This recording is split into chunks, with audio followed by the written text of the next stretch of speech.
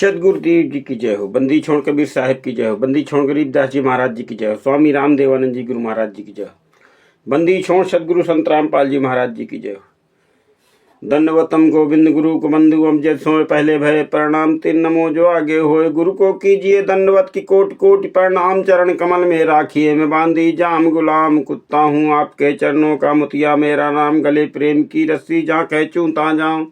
तो करो तो बावरूं दूर दूर करूं सो जाऊं। जो राखो ते हूँ रहूं जो देऊं सो खाऊं। बंदी छोड़ दयाल जी तुम लग हमरी दौड़। जैसे काग जहाज का सूजत और ठौर।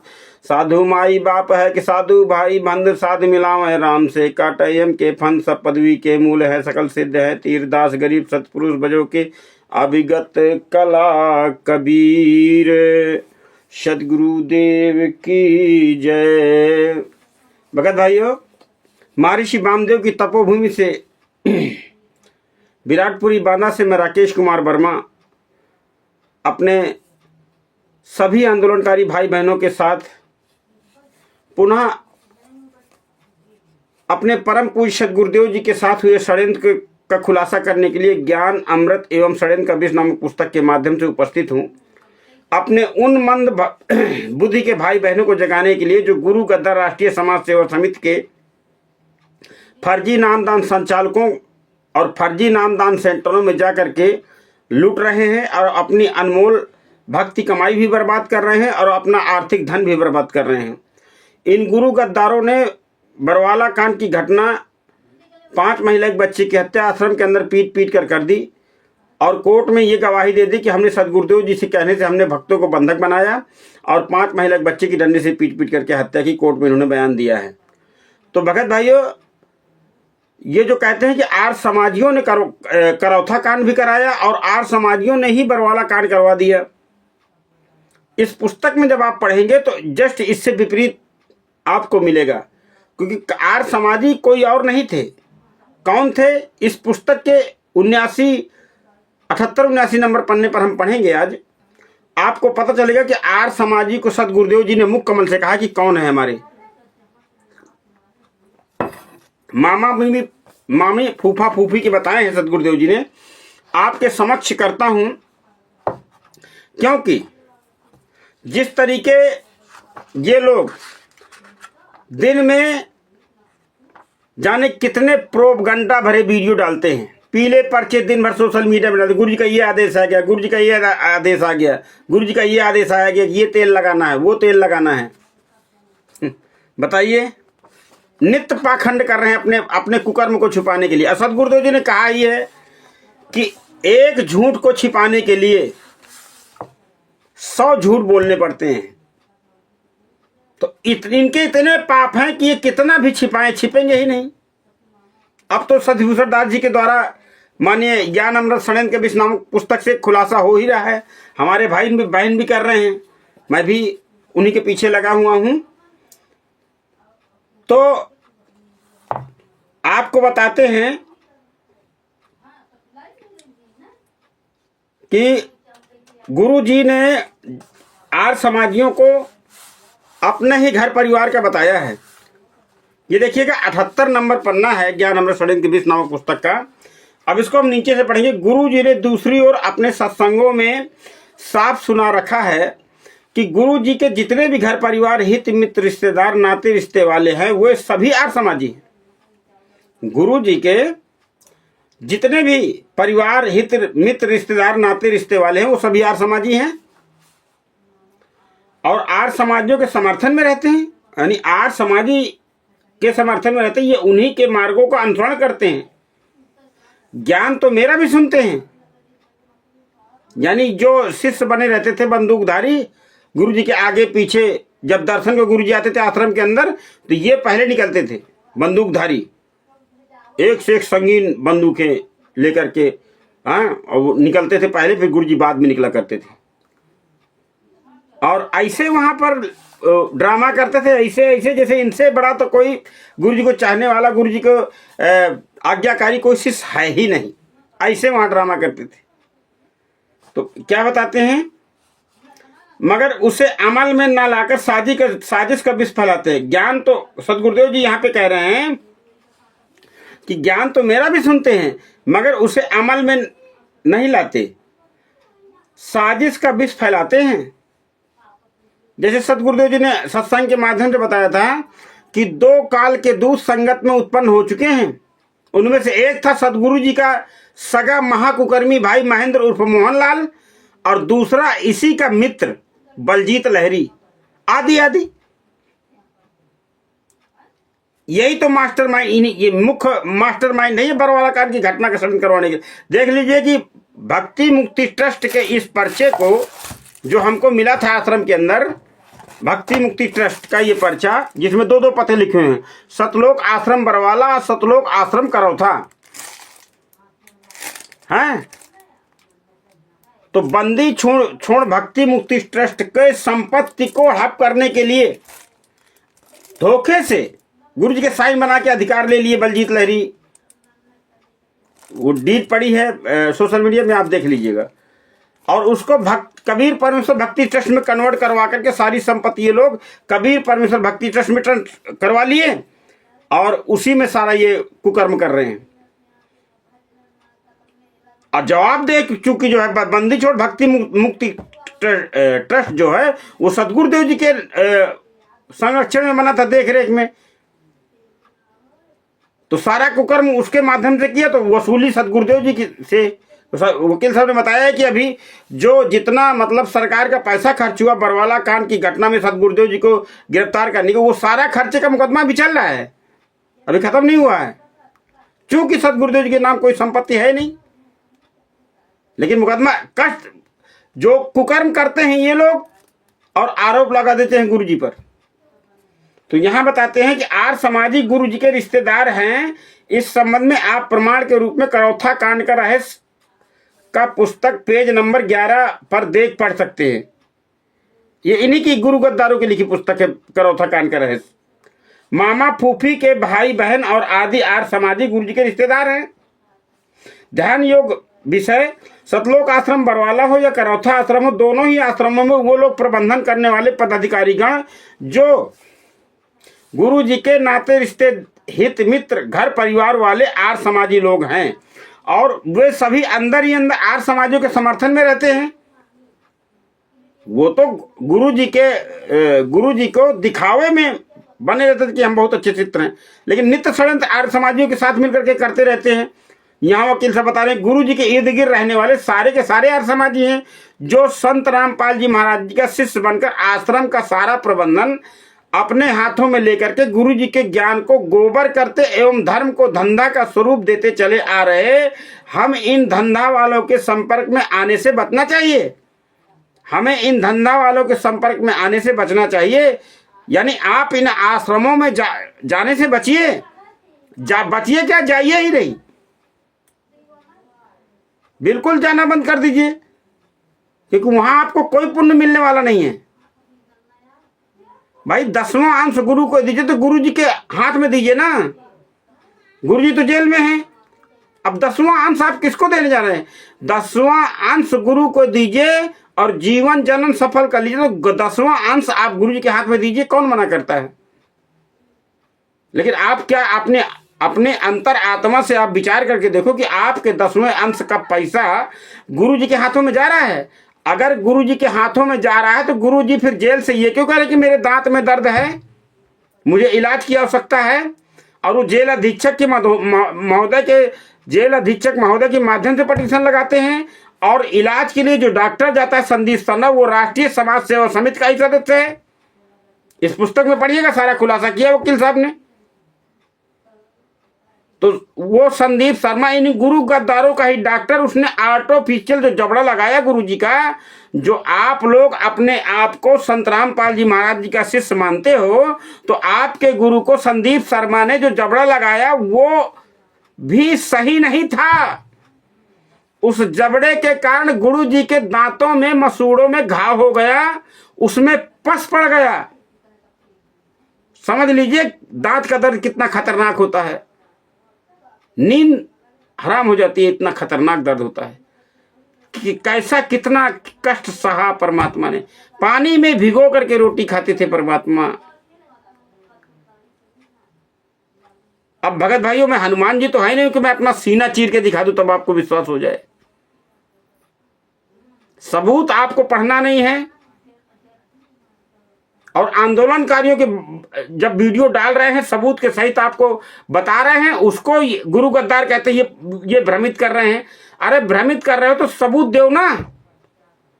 जब 429 430 के अंदर 29 लोगों को सजा हुई है, तो 28 गुंडे राष्ट्रीय समाज सेवा समिति के फर्जी ये नामदार सेंटर चला रहे हैं, और गुरुजी 11वां साल चल रहा है जेल के अंदर। और जब फोन किया जाता है, वकीलों से पूछा जाता है, रवीन कोदान जी से जब पूछा मैंने कि ये बताइए कि जब 28 लोगों की जमानत हो गई उन्हीं केसों में 429 430 में, तो फिर गुरुजी की जमानत होने में क्या दिक्कत है? क्या वो जज नहीं दे रहा? आप जज साहब हो क्या? आप जज साहब हो क्या? वो गुरुजी जमानत नहीं दे रहा तो हम क्या करें? तो फिर इन गुरु गद्दारों को जमानत कैसे दे दी? उसी जज ने विचार करिए भगत भाइयों, विचार करिए कि उसी जज ने वही कानून लगा है, वही धाराएं लगी हैं 429 430, और उन्हीं धाराओं पर वही जज 28 गुंडों को जमानत दे देता है। ठीक है। और जब गुरुजी के बारे में पूछा जाता है कि गुरुजी की जमानत तो जज नहीं दे रहा, तो हम क्या करें बताइए?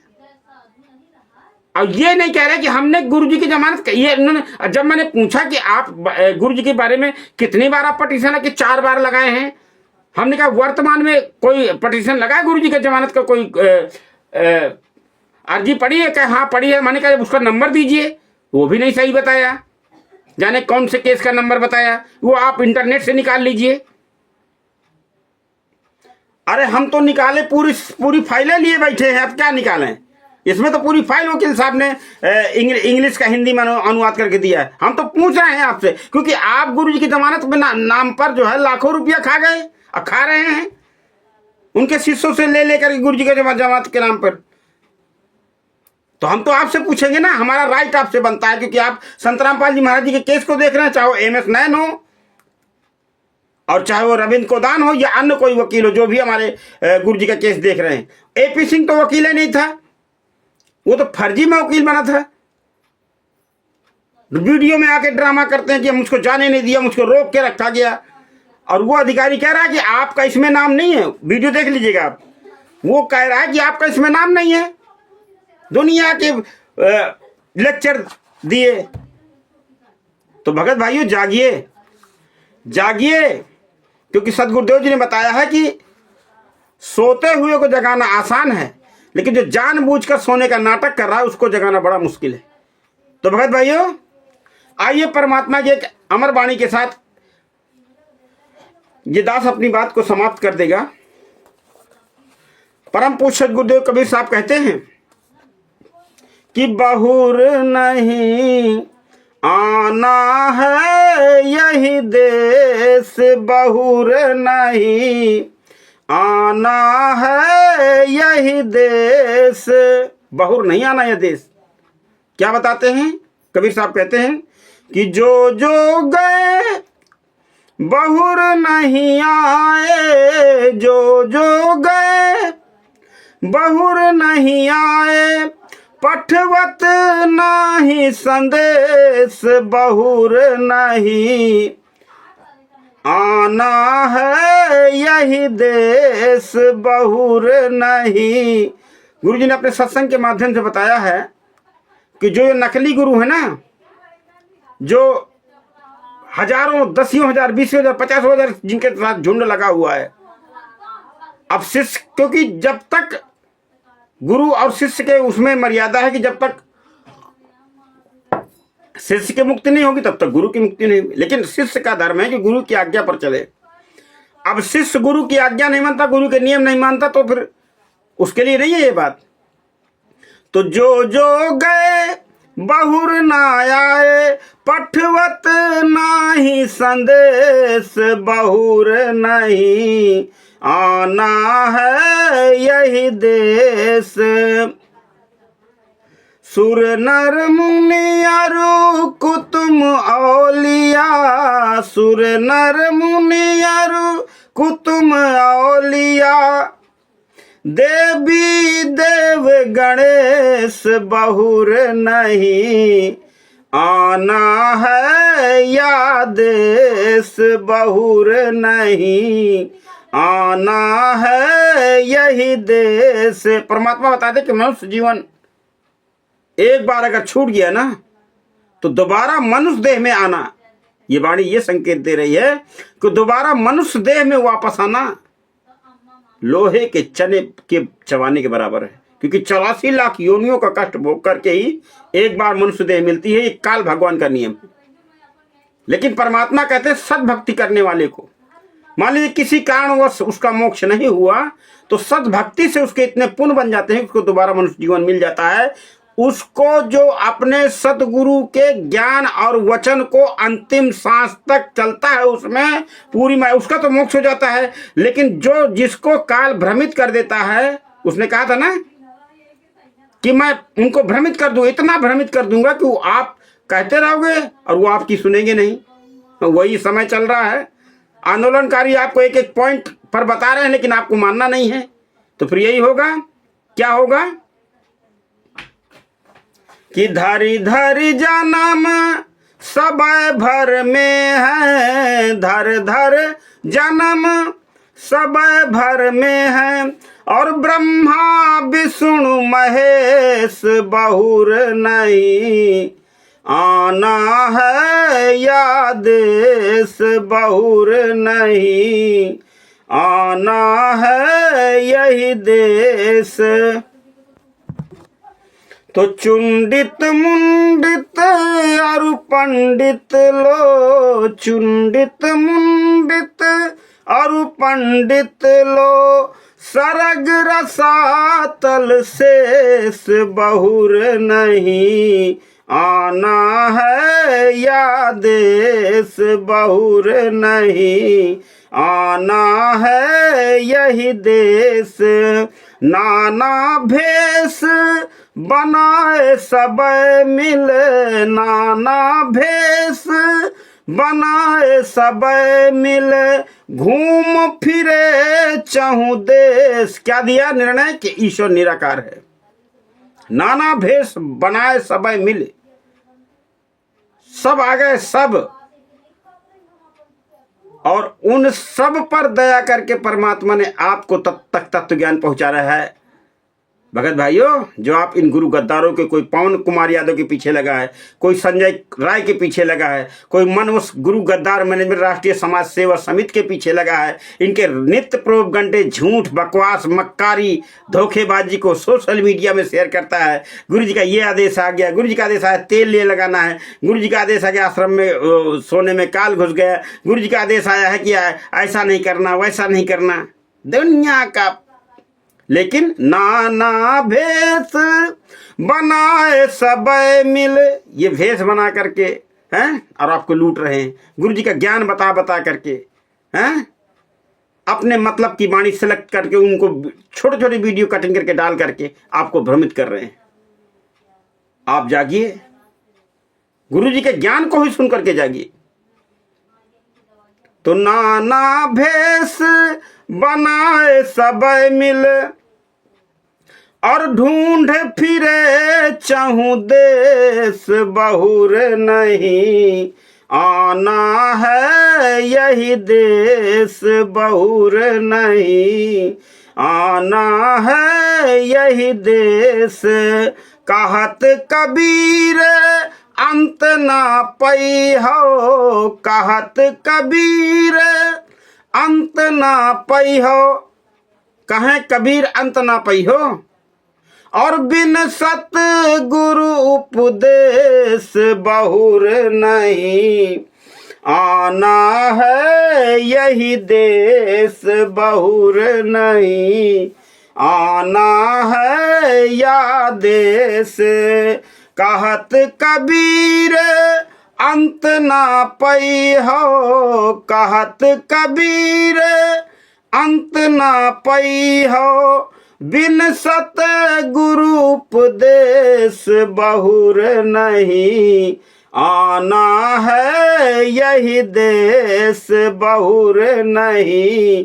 गुरु जी ने मुख कमल से कहा कि जो मंद बुद्धि के लोग होते हैं उन्हीं को काल भगवान ठगता है, भ्रमित करता है।